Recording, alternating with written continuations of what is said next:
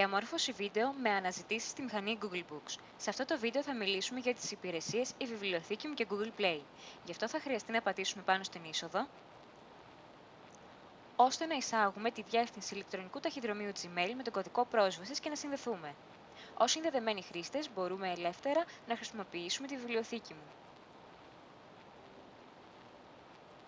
Στην αρχική σελίδα της βιβλιοθήκης μου παρατηρούμε ότι εμφανίζονται θεματικά ράφια τα οποία έχει δημιουργήσει η Google για εμάς. Αριστερά υπάρχει το ιστορικό μας και τα βιβλία που μας προτείνουν και η λίστα με τα ράφια. Δημιουργία νέου ραφιού και αναζήτηση μέσα στη βιβλιοθήκη. Εφόσον θέλουμε να περιηγηθούμε στα βιβλία που έχει το Google Books, θα πρέπει να πατήσουμε πάνω αριστερά στη λέξη βιβλία.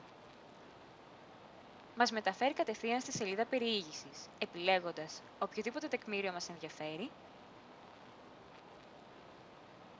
Μεταφερόμαστε στη σελίδα με τις σχετικές του πληροφορίες, από την οποία μπορούμε να κάνουμε προσθήκη στη βιβλιοθήκη μου και σύνταξη αναθεώρησης.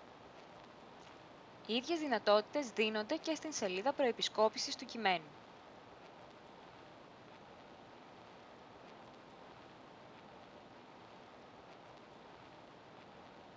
Πατάμε στο πεδίο «Προσθήκη στη βιβλιοθήκη μου» και από την λίστα με τα ράφια που μας εμφανίζονται διαλέγουμε σε ποια θέλουμε να τοποθετηθεί το τεκμήριό μας. Σύνταξη αναθεώρησης. Στην σύνταξη αναθεώρησης μας δίνεται η δυνατότητα βαθμολόγησης του τεκμηρίου που έχουμε διαβάσει από 1 έως 5 αστέρια και στο πεδίο κριτική να γράψουμε την αξιολόγησή μας ή κάποιο σχόλιό μας. Κάθε κριτική είναι δημόσια, αποθηκεύεται, διαγράφεται ή ακυρώνεται.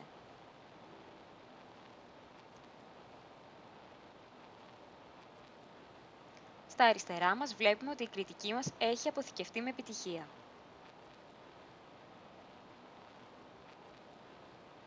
Θα δημιουργήσουμε τώρα ένα νέο ράφι. Το πεδίο όνομα είναι υποχρεωτικό. Είναι ο τίτλος του ραφιού μας. Για παράδειγμα, εμείς θα δημιουργήσουμε ένα ράφι πληροφορικής. Το πεδίο περιγραφή είναι προαιρετικό. Για παράδειγμα, βιβλία σχετικά με την πληροφορική.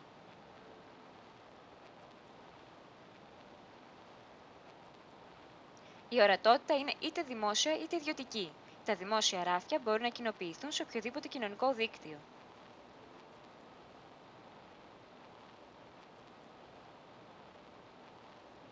Παρατηρούμε κάτω αριστερά ότι το νέο μας ράφι έχει τοποθετηθεί με 0 τεκμήρια για την ώρα. Στη συνέχεια θα πάμε στο ράφι για ανάγνωση, το οποίο περιέχει 2 τεκμήρια. Μπορούμε να αλλάξουμε την ταξινόμηση των τεκμηρίων μας, από προεπιλεγμένη σε προσαρμοσμένη, στην οποία παρατηρούμε ότι το κάθε τεκμήριο αποκτά και έναν αύξοντα αριθμό, είτε συνοπτική ταξινόμηση, χωρίς τις φωτογραφίες τους, είτε σε λίστα, με τις πιο σημαντικές πληροφορίες. Στο γρανάζι του ραφιού μας μπορούμε να επεξεργαστούμε τις ιδιότητές του,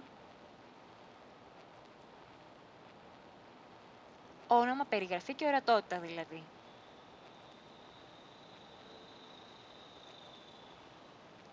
Να κάνουμε προσθήκη ενός βιβλίου αυτόματα στο ράφι μας, εφόσον ξέρουμε το ISBN ή το ISSN του.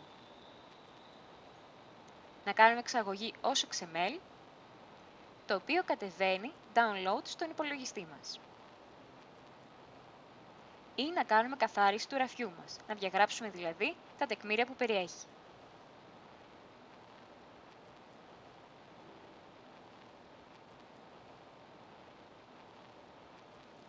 Η υπηρεσία βιβλιοθήκη μου επίσης μας δίνει την δυνατότητα να αναζητήσουμε στα ράφια της βιβλιοθήκης μας. Για παράδειγμα, εμείς θα βάλουμε έναν τίτλο του βιβλίου «Η πολιτεία που δεν είχε Χριστούγεννα».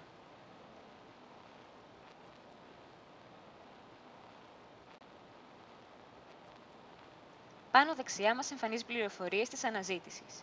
Το τεκμήριό μας, το οποίο αναφέρει σε πόσα ράφια είναι, και αριστερά είναι τα υπόλοιπα ράφια με την ορατότητα και τα τεκμήριά τους. Όντας συνδεδεμένοι χρήστες ακόμα, μπορούμε να μεταβούμε άμεσα στο Google Play. Το Google Play αφορά αγορά βιβλίων. Η αρχική του σελίδα αποτελείται από θεματικές κατηγορίες και τις πιο βασικές πληροφορίες για το κάθε βιβλίο, τον τίτλο του, τον συγγραφέα ή τον εκδότη, αν είναι δωρεάν ή τη τιμή του. Επιλέγοντας ένα τεκμήριο, συνεχίζουμε να βλέπουμε τις πιο βασικές πληροφορίες του. Έχουμε τη δυνατότητα να το προσθέσουμε στη λίστα των επιθυμιών μας και μπορούμε να το μοιραστούμε στο κοινωνικό δίκτυο της Google, το Google+.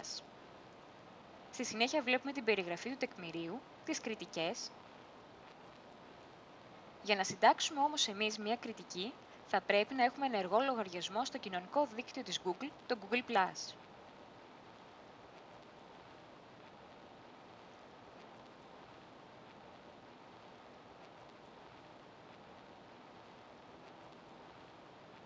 Κριτικές διάφορων ατόμων, σχετικές πληροφορίες με τον συγγραφέα, πρόσθετες πληροφορίες που αφορούν το τεκμήριο, παρόμοιες εκδόσεις, περισσότερα τεκμήρια από τον ίδιο συγγραφέα και τις πληροφορίες ανάγνωσης των τεκμηρίων. Αφορούν τρόπους, διαδικασίες και συσκευές ανάγνωσης. Στην αρχική σελίδα βλέπουμε και τα είδη. Αν επιλέξουμε ένα είδος, παραδείγματος χάρη ηλεκτρονικοί υπολογιστές και διαδίκτυο, μπορούμε να επιλέξουμε στα δευτερεύοντα είδη που περιέχει κάτι πιο εξειδικευμένο. Εμείς θα επιλέξουμε τις γλώσσες προγραμματισμού.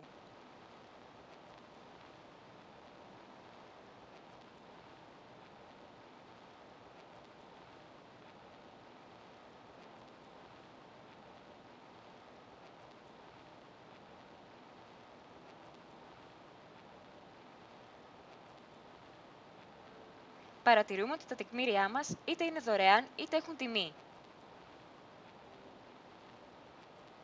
Στην αρχική σελίδα επίσης μπορούμε να δούμε πίνακες δημοφιλέστερων και νέες αφίξεις. Υπάρχει επίσης και η βοήθεια με τις πιο συχνές ερωτήσεις και απορίες των χρηστών.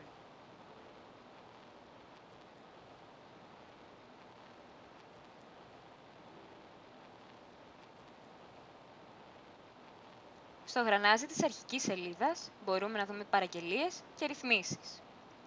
Οι ρυθμίσεις αφορούν τις συσκευές μας και τις προτιμήσεις του ηλεκτρονικού ταχυδρομείου μας.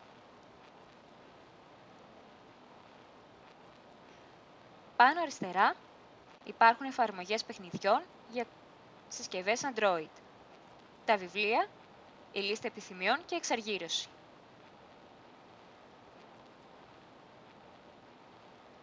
Στην αρχική σελίδα, αν πατήσουμε «Τα βιβλία μου»,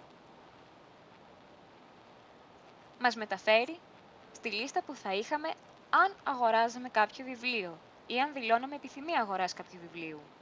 Επίσης μπορούμε να κάνουμε μεταφορτώσεις, έως και 1000 αρχεία EPUB ή PDF στο Google Play δωρεάν.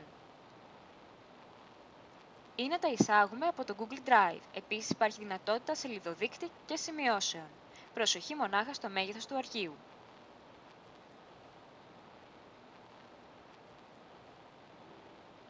Μία απλή αναζήτηση μέσα στο Google Play. Θα χρησιμοποιήσουμε τον τελεστή Boolean AND. Θέλουμε να βρούμε Philosophy and Ethics. Τα αποτελέσματα που θα μας επιστραφούν θέλουμε να περιέχουν και τις δύο λέξεις.